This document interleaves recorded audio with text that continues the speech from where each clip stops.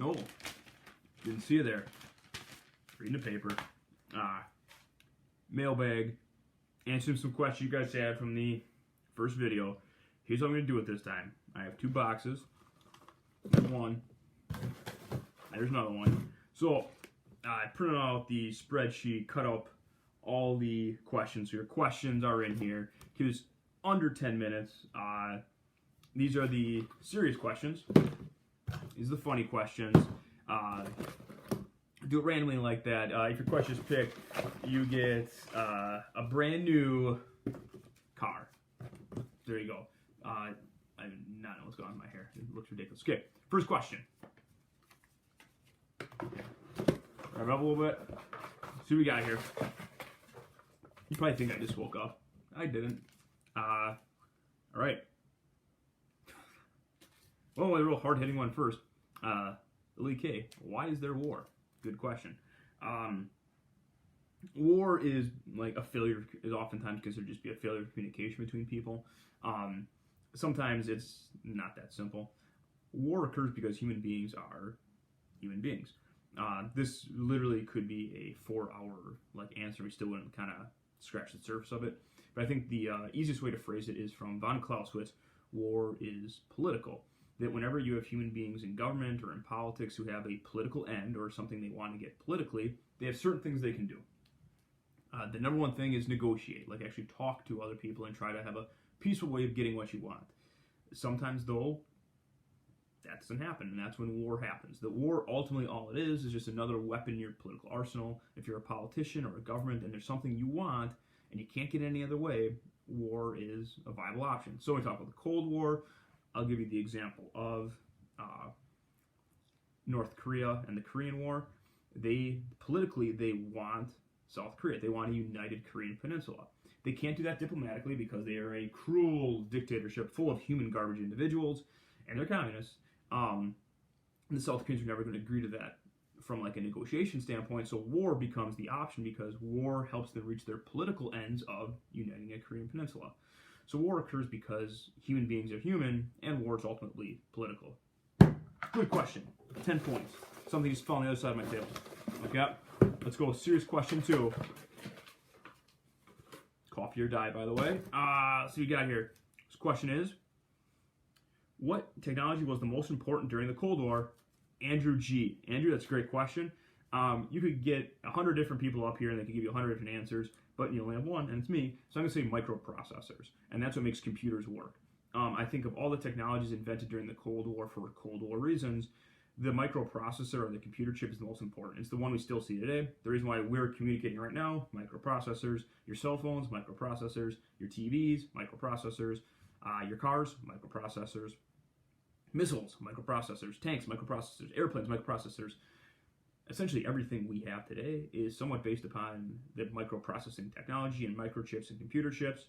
So I'd say that's the single most important big picture long-term technological advancement of the Cold War. Great question. Third serious question. As you can see, I'm not looking at them.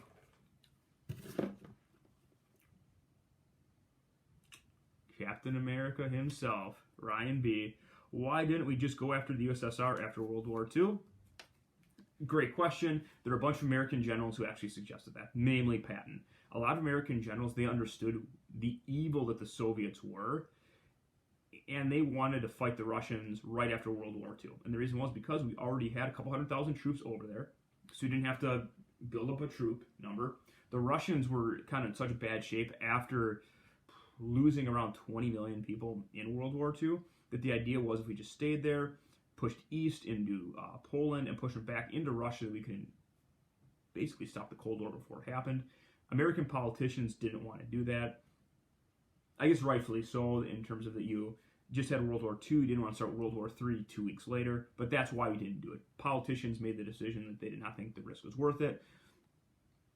I don't know, today we can certainly debate that. All right. Great question, though. Another serious, on-topic question. What is the comparison between today and the Cold War? Addie S. So, politically, we kind of live in a little different world than the Cold War world. The Cold War world is called the dual superpower world. So we had 2 superpowers in the world, is the United States and the Soviet Union.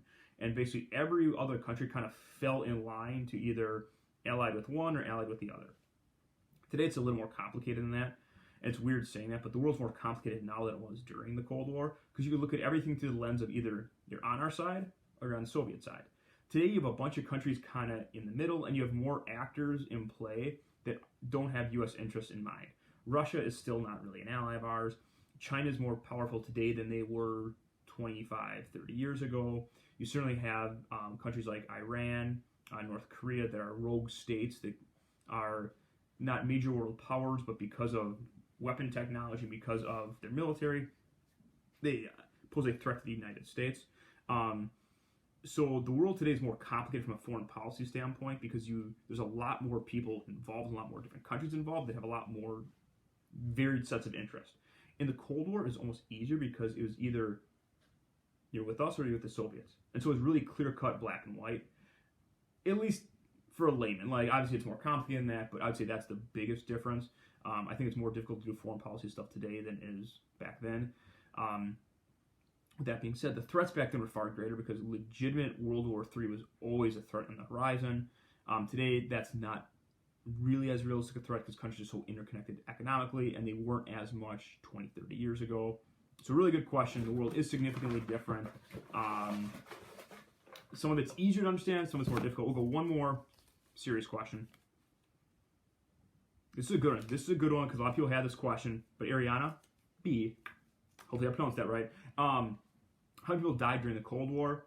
There's like 3 or 4 people who had that question, so that's a great question. I know they're in there, but it's tough. That official numbers are kind of all over the place, but they would say from Cold War-related events, which would be genocides during the Cold War, government killing their own citizens, all that stuff, roughly 100 million people. Again, that's give or take. I can't believe I'm saying give or take 10 million people, but the number could be significantly higher than that. It all depends like how you kind of phrase it, but we'll say roughly about 100 million people are killed during the Cold War. Of that, 100,000 Americans, Korean War, Vietnam, different incursions like that. Okay, let's do some fun questions. Don't have much time. Maybe I'll break it up shorter next time. 5 minutes, 5 minutes. Okay, first, fun question. This isn't a question, but Mr. Frank, I'd like you to shave your mustache. Thanks, Morgan. Personally, I think the mustache gives people hope. Maybe I will shave it. I don't know. I think it looks pretty good, though. But Morgan, thank you for your question. It wasn't really a question. If I do shave it, you'll be the first to know. Okay. Australia, how are you liking the online school? It's okay. Like, there are advantages and disadvantages. I think, like, when I've talked to different students about it, certainly having more time at home isn't a bad thing. But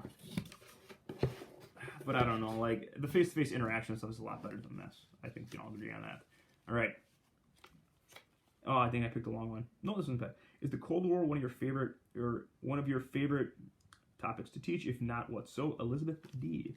The Cold War is probably like my second actually favorite thing to talk about. American military stuff is probably always going to be number one. The nice thing with the Cold War is there's so much American military intertwined with it, where if you like one, you're going to like the other and vice versa. Most people tend to like the Cold War more than any other thing because there's so much involved in it. We're going to talk about spying a lot. There's a lot of spy stuff involved, too, that we're going to talk about it. So that is the answer to your question. Okay, got a minute left. So speed through these. Frank W., what is your favorite Cold War movie? Obviously, Rocky IV. Simple question. Okay. What's yours? Rocky IV. Man, it's Rocky IV.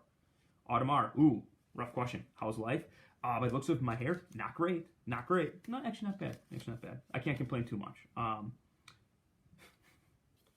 Lily K. That's 2 for Lily K. Why do you pretend to walk into your house and then start the video? Great question. I don't know. Mr. Frank's neighborhood's already a chaotic mess. But yeah, I am fake. I am walking out my door and walking back inside.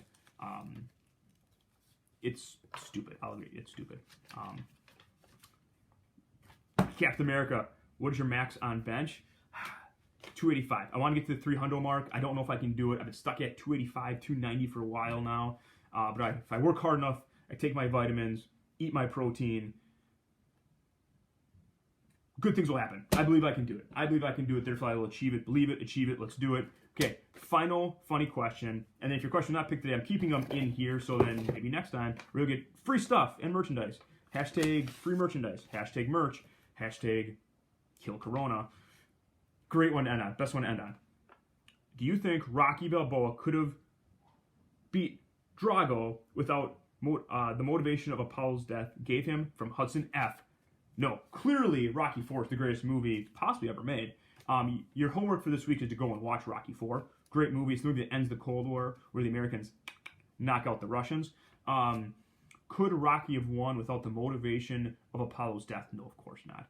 Rocky was fueled by the pain of seeing his friend die in the ring, and that pain allowed Rocky to defeat Ivan Drago, the unbeatable Siberian train, in a boxing match. In the movie Rocky IV, watch the movie, ends the Cold War. Great questions. I like this format better because it's more random. I don't really know what questions I'm going to get in. Awesome. You guys have a good one. Enjoy the rest of your day. More Mailbag videos on Friday, probably posted on Saturday. Enjoy your time. Go NFL Draft. Watch the NFL Draft. Watch the Jordan documentary on Sunday nights. See ya.